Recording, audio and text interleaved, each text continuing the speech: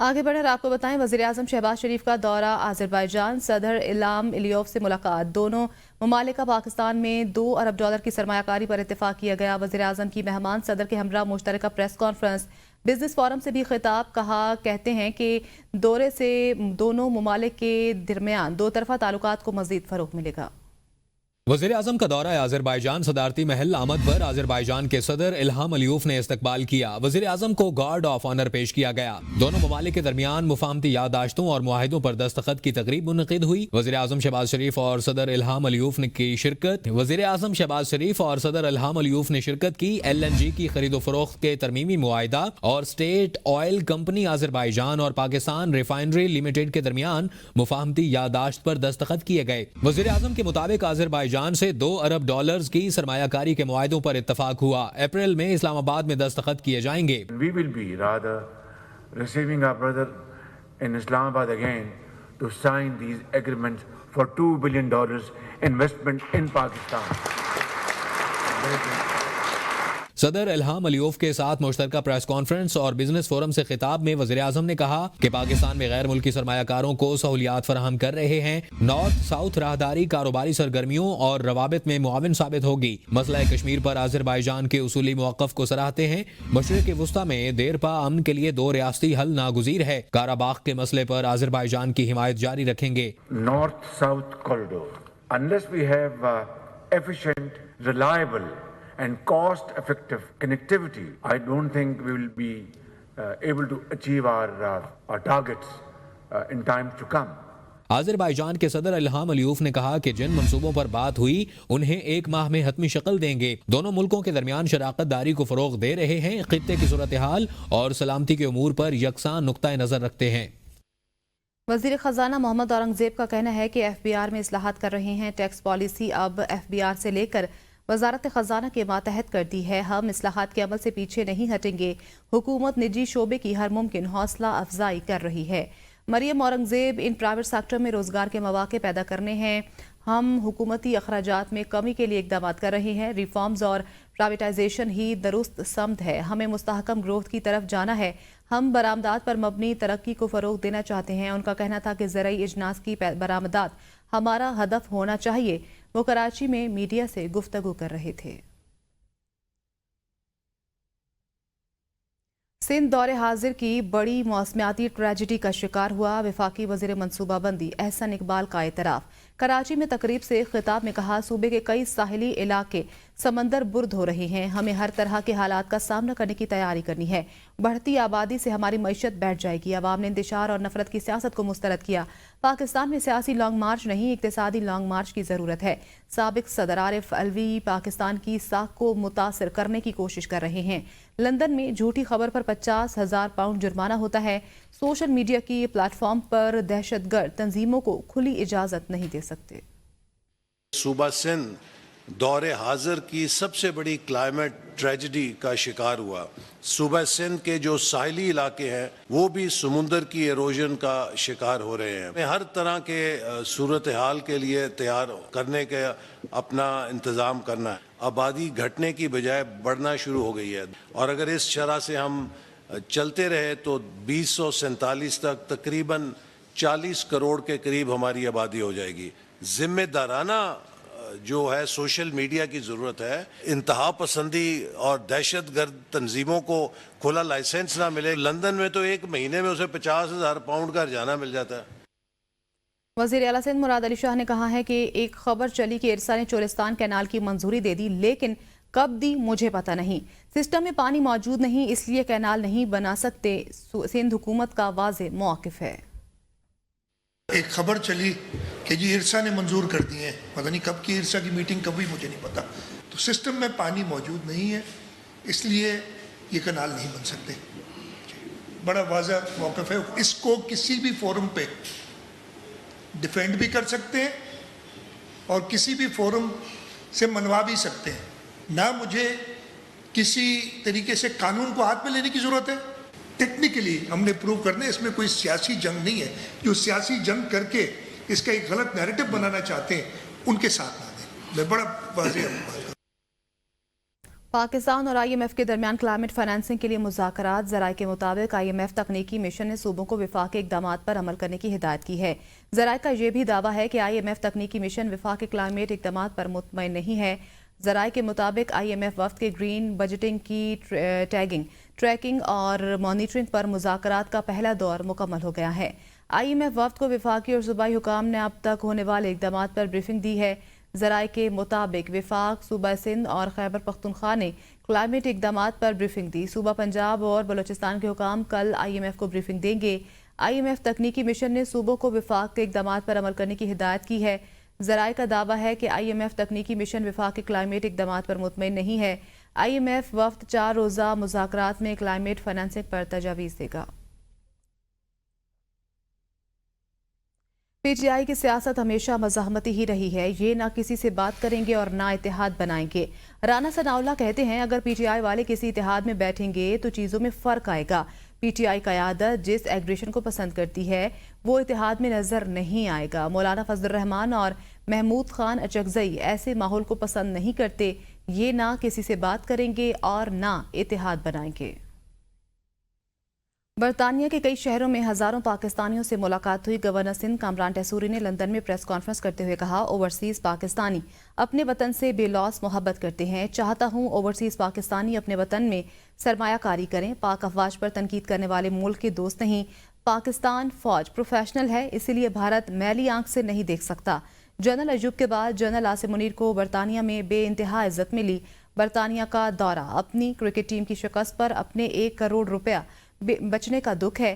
اچھی cricket team تنقید سے نہیں بلکہ اچھے فیصلوں سے بنے گی۔ جب تک گورنر ہوں کام کرتا رہوں گا۔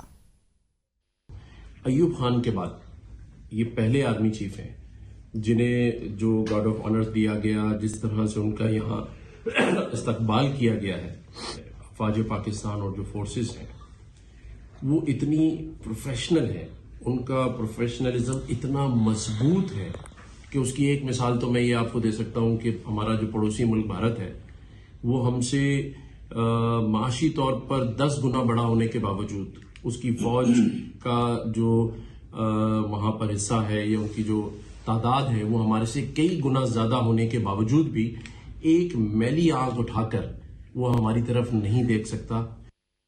جدہ میں پاکستانی کمیونٹی کی جانب سے سعودی یوم تاسیس کے حوالے سے رنگا رنگ تقریب ہوئی۔ ڈھول کی تھاپ نے خوب رنگ جمایا۔ مقامی گلوکار نعیم سندھی نے عربی اور اردو گانے گا کر خوب سما باندھا۔ نعیم سندھی نے تقریب میں عربی گانے گا کر شرکاء کے دل مو لیے۔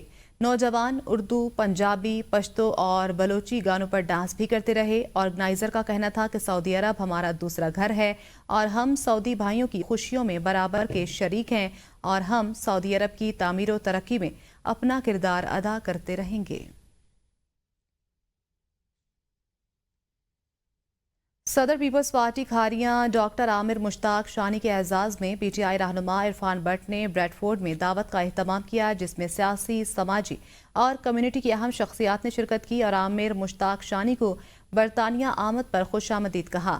عامر مشتاق شانی کا تقریب کے میزبان کا شکریہ ادا کرتے ہوئے کہنا تھا ملک کی ترقی اور استحکام کے لیے تمام جماعتوں کو مشترکہ طور پر کام کرنا ہوگا۔ سیاسی اختلافات کو ذاتی دشمنی میں تبدیل نہیں ہونا چاہیے بلکہ ملک کی بہتری کے لیے مثبت مکالمہ ہونا چاہیے۔ پاکستان کی عظمت ہی ہماری اولین ترجیح ہونی چاہیے اور سیاسی جماعتیں اس مقصد کے حصول کے لیے ایک ذریعہ ہیں۔ سیاسی ورکرز کو یہ بات ہمیشہ ذہن میں رکھنی چاہیے کہ پاکستان کی عظمت ہی ہماری اولین ترجیح ہے۔ سیاسی اختلافات کو مثبت انداز میں اٹھایا جائے اور تمام لیڈران کی عزت کی جائے۔ انڈس ہیلتھ سروس کے زیر اہتمام اسکاٹ لینڈ کے شہر گلاسگو میں چیریٹی ڈنر کا انعقاد کیا گیا۔ معروف اداکارہ ثانیہ سعید کے علاوہ کمیونٹی رہنماؤں سمیت اہم شخصیات نے شرکت کی۔ ادارے کے سربراہ ڈاکٹر عبدالباری نے عطیات دینے والوں کا شکریہ ادا کیا اور پاکستان میں جاری امدادی کاموں کی تفصیلات سے آگاہ کیا۔ ڈاکٹر عبدالباری کا کہنا تھا کہ گزشتہ کئی سالوں سے عوام کی خدمت میں پیش مصروف ہیں اور روزانہ سینکڑوں مستحق افراد فری علاج سے مستفید ہو رہے ہیں۔ معروف ٹی وی اداکارہ ثانیہ سعید کا کہنا تھا کہ مستحق افراد کی مدد کرنا ایک کار خیر ہے جس میں ہر کسی کو اپنی حیثیت کے مطابق حصہ ڈالنا چاہیے۔ کاروباری اور سماجی شخصیت چوہدری مجید کا کہنا تھا کہ کوئی شک نہیں کہ دنیا بھر کی طرح اسکاٹ لینڈ میں بسنے والے پاکستانیوں کا جذبہ خدمت خلق بھی مثالی ہے۔ المصطفیٰ ویلفیئر ٹرسٹ اور جامع مسجد ہنسلو کے اشتراک سے کمیونٹی شیلف کے نام سے فوڈ بینک قائم کر دیا گیا ہے۔ مسجد کے احاطے میں قائم شدہ فوڈ بینک سے ضرورت مند افراد کو کھانے پینے کی بنیادی اشیاء مفت مہیا کی جائیں گی۔ تفصیلات ساجد عزیز کی اس رپورٹ میں۔ المصطفیٰ ویلفیئر ٹرسٹ کے چیئرمین عبدالرزاق ساجد اور مسجد کمیٹی کے جنرل سیکرٹری شفیق الرحمان نے فوڈ بینک کی افتتاحی تقریب سے خطاب کرتے ہوئے کہا کہ یہاں سے ہر روز دن 12 بجے سے 3 بجے تک ضرورت مند افراد کو فری آف چارج اور بلا امتیاز تازہ کھانے کی فراہمی ممکن ہو سکے گی۔ انہوں نے کہا کہ ہمیں خوشی اور اطمینان ہے کہ اپنی ٹیم اور کمیونٹی کے تعاون سے اس فلاحی کام کو ممکن بنا سکے۔ انہوں نے کہا کہ ہمیں قوی امید ہے کہ ہنسلو بارو میں رہنے والی کمیونٹی اس کار خیر میں ہمارے ساتھ تعاون کرے گی۔ فوڈ بینک کے اس افتتاحی تقریب میں ہونسلو کی ملٹی کلچرل کمیونٹی نے بڑی تعداد میں شرکت کی۔ Member of parliament Ruth Cadbury, mayor of Hounslow ٹیرن Smith, deputy mayor Hounslow Shakil Akram Malik اور دیگر نے بھی شرکت کی۔ Food bank is really a coin associate people who are less well off, and people are sometimes reluctant or ashamed to come to food banks. So we really want to preserve the dignity of people by renaming the community shelf. This project is a joint initiative between Al-Mustapha Welfare Trust and House of Jami Masjid. We feel it is necessary because in the current climate, unfortunately, there are people out there who cannot afford the day-to-day essentials. So we feel that this particular venture, which will be not based on referrals, but more like a walk-in, people come in. مسجد کے تعاون سے المصطفیٰ نے community shelf کے نام سے food bank open کیا ہے۔ ہم چاہتے المصطفیٰ نام پر کر سکتے تھے، لیکن ہم کمیونٹی نام پر اس لیے کیا ہے تاکہ یہ پوری کمیونٹی کا ہے۔ جتنے یہاں لوگ بستے ہیں، تمام مذاہب کے لیے، تمام لوگوں کے لیے، تمام کمیونٹی کے لیے کمیونٹی شیلف ہے۔ لوگ یہاں آئیں، اپنی ضرورت کے مطابق آپ چیزیں لے کر جائیں، اور میں ساری کمیونٹی سے درخواست کروں گا آئیے مل کر اس کمیونٹی خدمت کریں، اس کمیونٹی شیلف کو ہم ڈونیٹ کریں، اس کو کامیاب کریں۔ مقررین کا کہنا تھا کہ اگرچہ برطانیہ کا شمار دنیا کے امیر ترین ممالک میں ہوتا ہے، یہاں اسٹیٹ اپنے شہریوں کو ہر قسم کے بنیادی ضروریات کی اشیاء فراہم کرتی ہے، لیکن اس کے باوجود اس قسم کی فوڈ بینکس کی ضروریات نہ صرف ہونسلو بلکہ ہر جگہ موجود ہیں۔ ساجد عزیز، ABN نیوز، لندن۔ سابق ممبر جوڈیشل کمیشن اختر حسین نے کہا ہے ججز اپنی طرف سے سینیورٹی کے حساب سے ججز کی تعیناتی کر رہے تھے، مجھے پاکستان بار کونسل نے اپنا نمائندہ تک ظاہر نہیں کیا۔ میرا موقف تھا کہ جوڈیشل کمیشن کو بااختیار ہونا چاہیے۔ جوڈیشل کمیشن بننے کے بعد ہم نے رولز بہتر کرنے کی کوشش کی۔ جوڈیشل کمیشن میں 2 پوزیشنز لے لی گئی ہیں، ایک جو ہمیشہ مسترد کرتے ہیں، دوسرا حکومتی پوزیشن جو ہمیشہ تائید کرتے ہیں۔ میں نے سوچا جب میں کوئی رول پلے نہیں کر سکتا تو مجھے استعفیٰ دینا چاہیے۔ بات یہ ہے کہ ٹرم میرا تو جولائی میں ہو رہا تھا ختم، لیکن مجھے تھوڑا سا آپ بیک گراؤنڈ میں دیکھیں گے تو مجھے 3 دفعہ پاکستان بار کونسل نے یونانیمسلی نامینیٹ کیا ہے، اور میں اپنے طور پر ایک یونانیمس ول آف دی بار کو ریپرزینٹ کرتا رہا۔ 26ویں ترمیم میں آپ نان جوڈیشل ممبرز کی میجورٹی ہے۔ سابق سپیکر اسد قیصر نے کہا کہ ہم سندھ دھرتی سے محبت کا پیغام دینے آئے ہیں۔ کہا پیپلز پارٹی سندھ میں حکومت کے باوجود وفاق کا حصہ ہے، لیکن سندھ کے پانی کے مسئلے پر عوام کے ساتھ نہیں کھڑی ہوئی۔ پیپلز پارٹی اگر وفاق سے الگ ہونے کی بات کرے تو اس کے بعد حکومت 2 دن بھی نہیں رہے گی۔ اسد قیصر نے مزید کہا کہ کراچی کی حالت دیکھی ہے، سندھ میں کچے کے ڈاکوں کی حکومت ہے اور کراچی میں لوگوں کو باہر نکلتے ہوئے خوف رہتا ہے کہ واپس آئیں گے یا نہیں۔ کہا جو مقتدر ہیں وہ پاکستان کے مفاد میں سوچیں، کیونکہ پاکستان کی سالمیت خطرے میں ہے۔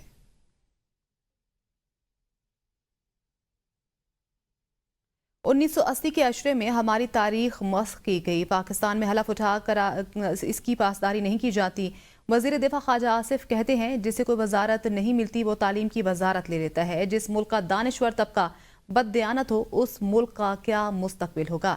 ہم بطور قوم خستہ پتنگ میں چیپیاں لگا کر گزارا کر رہے ہیں۔ کسی زمانے میں پنجابی فلموں کے اشتہار لگتے تھے، اب شہر میں ڈاکٹرز کے اشتہار لگے ہیں۔ اشتہاری لوگ تو ہم سیاستدان ہیں، پبلسٹی کرنا ہمارا کام ہے۔ اللہ کرے سیاست میں بھی کوئی عزت آبرو کا خیال کیا جائے۔ مشیر اطلاعات خیبر پختونخوا بیرسٹر سیف نے وزیر اعلیٰ پنجاب پر طنز کرتے ہوئے کہا ہے کہ جعلی وزیر اعلیٰ مریم نواز نے سڑک کو چونا لگانے کی کوشش میں قومی خزانے کو چونا لگا دیا۔ بیرسٹر سیف نے کہا لاہور کا گرین لائن منصوبہ وزیر اعلیٰ مریم نواز کے تمام منصوبوں کی عکاسی کرتا ہے۔ پہلی بارش نے بائیکرز کے لیے بنائے گئے کروڑوں روپے کے منصوبے کا پول کھول دیا۔ مریم نواز کو معیاری ترقیاتی منصوبوں کے لیے علی امین گنڈاپور سے خصوصی تربیت لینے کی ضرورت ہے۔ ترقیاتی منصوبوں میں کام سے زیادہ کمیشن لینا شریف خاندان کا پرانا وتیرہ ہے۔ صرف ٹک ٹاک بنانے کی غرض سے بنائے گئے منصوبوں کا یہی حال ہوتا ہے۔ عوام کے ٹیکسوں کا پیسہ مریم نواز اپنی نااہلی کی نظر کر رہی ہیں۔ وزیر اطلاعات پنجاب عظمہ بخاری نے بیرسٹر سیف کے بیان پر رد عمل دیتے ہوئے کہا ہے کہ بائیکر لائن کا رنگ لوکل کمپنی نے 1 سال کی گارنٹی پر ٹیسٹ کے طور پر لگایا، وہی کمپنی دوبارہ بائیکر لائن کا رنگ کرے گی۔ اس میں پنجاب حکومت کا ایک دھیلے کا بھی نقصان نہیں ہوا، نہ ہی کوئی ادائیگی کی گئی۔ عظمہ بخاری نے کہا کہ پشاور کی BRT پچھلے 5 سال میں چلی کم ہے، جلی زیادہ اور حادثات کا شکار ہوئی۔ پشاور میٹرو کے آج بھی KP حکومت نے 60 ارب روپے ادا کرنے ہیں۔ پشاور BRT کا کیس آج بھی عالمی عدالت میں چل رہا ہے۔ عظمہ بخاری نے کہا کہ بیرسٹر سیف نے آج تک قوم کو اپنے وزیر اعلیٰ کی کارکردگی نہیں بتائی۔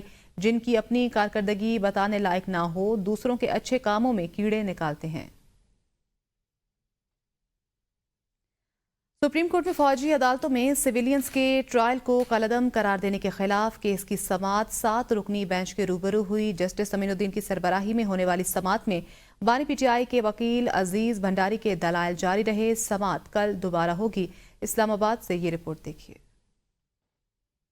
وکیل عزیر بھنڈاری نے دلائل دیتے ہوئے کہا کہ اگر آرمی ایکٹ کالعدم بھی ہو جائے تو اسطاعت دہشت گردی کا قانون موجود ہے جس کے تحت مقدمات چلائے جا سکتے ہیں۔ ان کا کہنا تھا کہ 1 سے زائد فارمز کی موجودگی میں یہ دیکھنا ضروری ہے کہ ملزم کے بنیادی حقوق کا تحفظ کہاں یقینی بنایا جا سکتا ہے۔ جسٹس جمال مندوخیل نے سوال کیا کہ کورٹ مارشل عدالتی کارروائی نہیں ہوتا، جس پر عزیر بھنڈاری نے جواب دیا کورٹ مارشل عدالتی اختیار تو رکھتا ہے لیکن صرف فوجی اہلکاروں کے لیے، سویلینز کے لیے نہیں۔ جسٹس امین الدین خان نے ریمارکس دیے کہ سویلینز کی کیٹیگری بھی آرمی ایکٹ کے زمرے میں آتی ہے، مگر سوال یہ ہے کہ اس تفریق کو کیسے طے کیا جائے۔ جسٹس حسن اثر رضوی نے سماعت کے دوران 9 مئی کے واقعات کی مذمت سے متعلق استفسار کیا۔ انہوں نے بانی PTI کے وکیل سے پوچھا کیا سابق وزیر اعظم نے 9 مئی کے واقعات کی مذمت کی ہے؟ عزیر بھنڈاری نے جواب دیا بانی PTI نے تحریری موروثات میں ان واقعات کی مذمت کی ہے اور کہا ہے کہ جو ذمہ دار ہیں انہیں سزا دی جائے۔ جسٹس محمد علی مظہر نے ریمارکس دیے کہ اگر آپ فوجیوں کی حد تک کورٹ مارشل کو درست مانتے ہیں تو پھر یہ معاملہ آرٹیکل 175 کے دائرے سے باہر نکل جاتا ہے۔ جسٹس مسرت ہلالی نے استفسار کیا اگر کوئی فوجی اور سویلین مل کر آفیشل سیکرٹ ایکٹ کی خلاف ورزی کریں تو ان کا ٹرائل کہاں ہوگا؟ جس پر عزیر بھنڈاری نے کہا ایسی صورت میں اسطاعت دہشت گردی عدالت میں ٹرائل ہوگا۔ سماعت کے دوران وکیل عزیر بھنڈاری نے کہا آرم فورسز جوڈیشری کو تبدیل نہیں کر سکتی اور کوئی ایسا آئین موجود نہیں جو اسٹیبلشمنٹ کو سویلینز کا کورٹ مارشل کرنے کی اجازت دے۔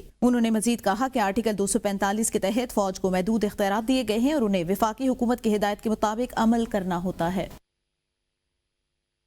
چیف جسٹس جہاجہ آفریدی کا chairman law and justice commission کے ہمراہ ڈیرہ اسماعیل خان کا دورہ۔ Chief justice Peshawar high court justice Atiq Shah بھی چیف جسٹس جہاجہ آفریدی کے ہمراہ تھے۔ اعلامیے کے مطابق چیف جسٹس نے DI خان ٹانک ساؤتھ وزیرستان کے سیشنز ججز کے ساتھ ملاقات کی، جیل میں مختلف بیرکس کا دورہ کیا اور قیدیوں کو میسر صحت سہولیات کا جائزہ بھی لیا۔ چیف جسٹس کا دورہ ریفارمز پالیسی کا حصہ تھا۔ چیف جسٹس جہاجہ آفریدی نے کہا دور دراز علاقوں میں ناسازگار حالات میں کام کرنے والے عدالتی افسران ہماری اولین ترجیح ہیں۔ عدالتی افسران کے لیے سازگار اور محفوظ ماحول فراہم کرنے کے لیے کوشاں ہیں۔ عمر ایوب نے کہا کہ چیف جسٹس آف پاکستان نے بطور اپوزیشن لیڈر ملاقات کی دعوت دی تھی۔ جیل ٹرائل کے دوران بانی PTI کو بتایا تو انہوں نے کہا تھا کہ بالکل ملاقات کریں۔ جو ایجنڈا چیف جسٹس نے ہمارے پاس بھیجا اس میں ہیومن رائٹس، جوڈیشل ریفارمز تھے۔ چیف جسٹس سے ہم نے کہا کہ بانی PTI، بشرا بی بی اور دیگر اسیران کے حقوق سلب کیے جاتے ہیں، ملاقات کی اجازت نہیں دی جاتی۔ جب یہ حالات ماتحت عدلیہ میں ہیں تو آگے چل کر کیا ہوگا؟ ہم نے چیف جسٹس کو بتایا کہ PTI کارکنوں رہنماؤں کے پولیس گردی ہو رہی، ایسے ملک نہیں چل سکتا۔ جوڈیشل ریفارمز کے حوالے سے بتایا جو وہ جوڈیشل کمیشن کے باہر میڈیا سے گفتگو کر رہے تھے۔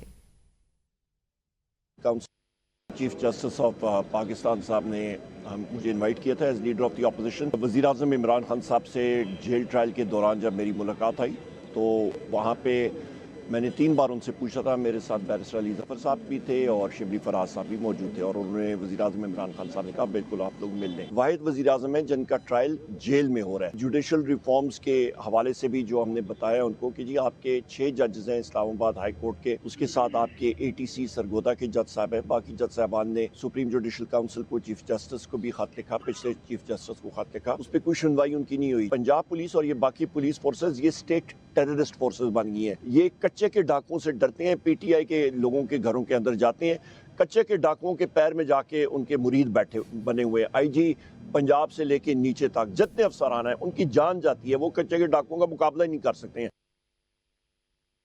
न्यूज़ स्टूडियो से फिल वक्त इतना ही। देखते रहिए ABN न्यूज़।